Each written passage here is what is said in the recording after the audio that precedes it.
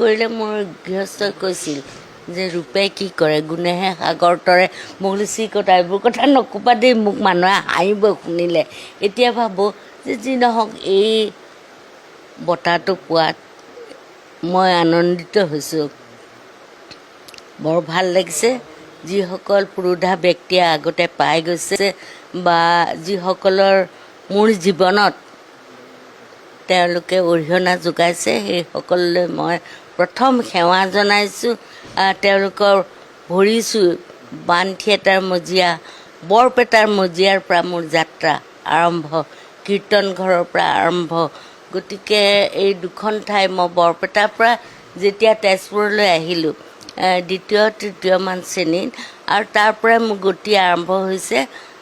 তেজপুৰ যিখন বহুমুখী বিদ্যালয় তাৰ পৰাই মই যাত্ৰা কৰিছোঁ তাত কেইবাটাও মানে শ্ৰেষ্ঠ অভিনেত্ৰী পাইছোঁ আৰু যি বাইদেউ আছিলে গোহাঁই বৰুৱাৰ নাতিনী মৃণালিনী বাইদেউ এই বাইদেউসকলৰ অৰিহণা যথেষ্ট পদ্মশ্ৰী শিলা বৰঠাকুৰ বাইদেউ আৰু সংগীত বিশাৰদ মীৰা দাস বাইদেউ সেইবিলাকৰ ছত্ৰছায়াত থাকিয়েই মই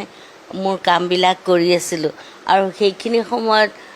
আমাৰ কোনো অভিভাৱকৰ দৰকাৰ নাছিল ছাৰ বাইদেউসকলে যথেষ্ট অৰিহণা যোগাই ক'ৰবালৈ যাব লগা হ'ল গীত মাত পৰিৱেশন কৰিবলৈ নাটক কৰিবলৈ তেতিয়া তেওঁলোকে অভিভাৱক হৈ লৈ গৈছিলে আৰু সেইসকলক প্ৰথম মই সেৱা জনাইছোঁ আৰু অসমৰ ৰাইজক বিশেষকৈ গাঁৱৰ ৰাইজে মোক যেনেকৈ এই গোবৰ লেপি থকা হাতেৰে ইজনী আহিছে বুলি যে আহি সাৱটি ধৰে সেইসকলক মই প্ৰথম সেৱা জনাইছোঁ আৰু অসমৰ ৰাইজে মোক বাৰুকৈয়ে মৰম কৰে প্ৰত্যেকেই ভাল পায় আনকি সৰু ল'ৰা ছোৱালী হ'লেও যে বাইদেউ ইমান ভাল পাইছোঁ আপোনাক ইমান ভাল পাইছোঁ আইতা এনেকৈ মাতে যে আৰু মাকে কয় আইতা বুলি কেলৈ মাতিছ আণ্টি বুলি মাত মই নহয় আণ্টি মই নহয় আইতাই হয় এনেকৈ কওঁ নহয় যে ভাল লাগে এইটো যে সৰু ল'ৰা ছোৱালী হ'লেও যোগাইছে যে বয়সেও টেণ্ডাৰ কৰিব লাগিব বয়ে দেখা নাই কথা নাই মোৰ অকণমান মনত বেজাৰ এটা লাগিছে যে যিজন মানুহে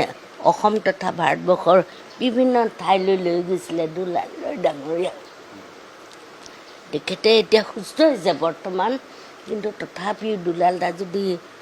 সুস্থ হৈ আহিলেহেঁতেন মোক লগ ধৰিলেহেঁতেন মই দুলাল দাকে লগ ধৰিবলৈ যাম এতিয়া আৰু সেইকাৰণে সেইটোৱে অলপমান মনত দুখ এটা দিছে বেজাৰ এটা দিছে হ'লেও যিসকল বন্ধু বান্ধৱী আছে প্ৰাঞ্জল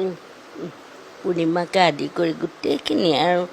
মোৰ লগত কাম কৰা কালচাৰেল এফেয়াৰ্ছত সাংস্কৃতিক সঞ্চালকালয় যিবিলাক পুৰোধা ব্যক্তি আছিল যিসকলক লগ পোৱাৰ মোৰ সৌভাগ্য হৈছিলে সেইসকলক মই জীৱনত নাপাহৰোঁ কাৰণ আই বোপাই ঘৰৰ নিচিনা শহুৰ শাহুৰ ঘৰৰ নিচিনা মোৰ কালচাৰেল এফেয়াৰ্ছৰ বন্ধু বান্ধৱী ছাৰ বাইদেউ যিসকল আছিলে সকলোকে মোকো বাইদেউ বুলি মাতে ময়ো তেখেতসকলক ছাৰ বুলি সন্মান কৰোঁ আৰু তেওঁলোকে যেতিয়া গভীৰ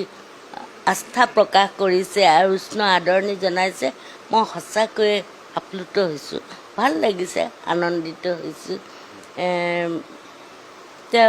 কিছুমানে কয় বাইদেউ আপুনি বহুত দিনৰ মই কৈছোঁ নহয় এই সুযোগ সুবিধাটো ভগৱানে মিলাব লাগিব আজি লাগে বুলিয়েইতো বুকুতে কলথোকা পকাব নোৱাৰি নহয় হ'ব এতিয়া মই যদি পাইছোঁ এইখিনি সময় ঠিকে আছে মোৰ কাৰণে ভাল কথা এইটোৱে মোক উৎসাহ উদ্দীপনা দিছে ভাল ভাল এতিয়া নতুন প্ৰজন্মই যথেষ্ট ভাল কাম কৰি আছে আৰু টেকনিকেলি ইমান জানে আমি তেতিয়া ইমান জনা নাছিলোঁ নহয় কেমেৰা আগত থিয় হৈ মাত্ৰ কথাটো কৰিছিলোঁ বা ষ্টেজটো আমাৰ কাৰণে গোটেই প্ৰিয় আছিলে তাৰপিছত ৰেডিঅ'ৰ নাটকবিলাক যে কৰিছিলোঁ ৰেডিঅ'ৰ গোটেই নাটকবিলাক মানে ভাল লগা আছিলে এইখিনি কথা সদায় মনত পৰে যে ৰেডিঅ'ৰ যিসকল পুৰোধা ব্যক্তি আছিলে তেওঁলোকে মোক যথেষ্ট মৰম কৰিছিলে আৰু ৰেডিঅ'ৰ যিখিনি ষ্টাফ আনকি মই কেতিয়াবা অফিচৰ পৰা আহি এখন সৰু গেট চাগে মনত তোমালোকৰ আছে নাই নাজানো মন কৰিলে দেখা পাবা প্ৰতিমা বাইদেউৰ মূৰ্তিটোৰ পিছফালে এখন সৰু গেট আছে একদম চিটি বাছৰ পৰা নামিয়ে ধা আধাখিনি দৌৰি যাওঁ সময়মতে উপস্থিত নহ'লে বেয়া লাগে যে সেইকাৰণে তাৰ লগত জড়িত ৰেডিঅ'ৰ লগত জড়িত গোটেইখিনি একেবাৰে ইন্দ্ৰজিতলৈকে বুকুৰ আপোন গোটেইখিনি তেওঁলোকে তেওঁলোকৰ কামবিলাকত মোৰ অৰিহণা যোগাইছিল আৰু গতিকে মোৰ ভাল লাগে এইবোৰ কথা ভাবি কেৱল যে ইন্দ্ৰজিত আচলতে মোৰ ল'ৰাৰ নিচিনা কেৱল যে ইন্দ্ৰজিতে আছে নহয় গোটেই ৰাজীৱ ফুকনৰ পৰা আদি কৰি গোটেইবিলাকে আমি আচলতে এটা পৰিয়ালৰ নিচিনা কোনোবাই আচাৰ বনাইছে আচাৰখিনি লৈ আহিছে কোনোবাই টিফিন লৈ আহিছে তইতো আজি টিফিন আনা নাই খা বুলি কয় মীৰা বাইদেউ আৰতি দাস বৈৰাগী তেনেকৈ বীণা দাস মান্না যিখিনিয়ে মোক সদায় জীৱনত অৰিহণা যোগাই আহিছে মোৰ আজি স্মৰণ কৰি আছোঁ তেওঁলোকক যে সকলোৰে অৰিহণা মোৰ জীৱনত আছে আৰু বিশেষকৈ মোৰ স্বামীয়ে তেখেতে মোৰ সকলোবিলাক ক্ষেত্ৰতে আৰু মোৰ স্বামীৰ ঘৰখন মা দেউতাইতো ভাল পাবই সৰুৰে পৰাই নিজে নাচিলে বাকিলে তেনেকুৱা হ'লে যে ল'ৰা ছোৱালীয়ে এনেকুৱা অভিনয় কৰিছে ভাল পায় কিন্তু মোৰ শহুৰৰ ঘৰে যে এইখিনি দিলে যে নাটক থিয়েটাৰ কৰিবলৈ মানে মোৰ শহুৰ শাহু আগৰ দিনৰ আছিল যদিও তেখেত টিচাৰ আছিলে আগৰ দিনৰ মানুহ যদিও ইমান সুন্দৰকৈ আৰু মোৰ প্ৰথমখন নাটক ৰবীন্দ্ৰ ভৱনত কৰোঁতে আধে উধৰে সেইখনত প্ৰাঞ্জল মোৰ দেউতা আৰু পূৰ্ণিমা মোৰ মা আৰু তেতিয়া মই ক্ষীণ গতিকে মোক একেবাৰে যদিও মই বিয়া হৈ তালৈ আহিছোঁ এতিয়া দুলালদাই তেতিয়া কি কৰিলে সৰু স্কাৰ্ট ব্লাউজ পিন্ধা ছোৱালী এজনী কৰি দিলে আধে উধৰে মোহন ৰাকেশ্বৰ আছিলে সেইখনত প্ৰথম যেতিয়া নাট শাখাৰ পৰা সেইখন নাটক কৰিছোঁ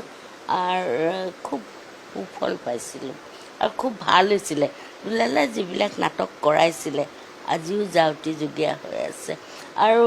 অকল যে তেখেতে আছিল বাকী যিসকল পুৰোধা ব্যক্তি আছিল যুগল দাস ছাৰ তেনেকৈ আছিলে আৰু ঠিক তেনেকৈ আগৰ মন্ত্ৰী আছিলে তেখেত সেই অমৰজ্যোতিহঁতৰ দেউতাক যে তেখেতেও তেনেকৈ আমি আটাইবিলাকে বৈজয়ন্তীৰ পৰা নাটক কৰিছিলোঁ ভাল লাগিছে এতিয়া মানে নীলুদা শয্যাশায়ী হৈ আছে কিন্তু নীলুদাই প্ৰথম চাগে ফোন কৰিলেহেঁতেন যি নহওক তেওঁলোকক শ্ৰদ্ধা জনাইছোঁ কাৰণ সেইবিলাক মিডিয়াত কাম কৰিয়ে মই বেছি জনপ্ৰিয় হৈছিলোঁ গাঁৱৰ মানুহবিলাকে যে মৰম কৰি পেলাই সাৱটি ধৰে এই গোবৰ লিপি থকা হাতখনেৰে এইজনী আহিছে বুলি যে ধৰে নিজৰ বুকুৰ বাই ভনী যেন লাগে ইমান মৰম কৰে গাঁৱলৈ গ'লেও গতিকে সেইটো মোৰ ভাল লগা কথা অনুভৱ বুলিলে মই সেইখিনিকে কৈছোঁ চহৰ বুলি নহয় চহৰতো গোটেইখিনিয়ে মোক ভালেই পায় কাৰণ কম বয়সীয়া ল'ৰা ছোৱালীৰ পৰা আদি কৰি সকলোৰে লগত মানে মই মিলা প্ৰীতিৰে থাকিবলৈ ভাল পাওঁ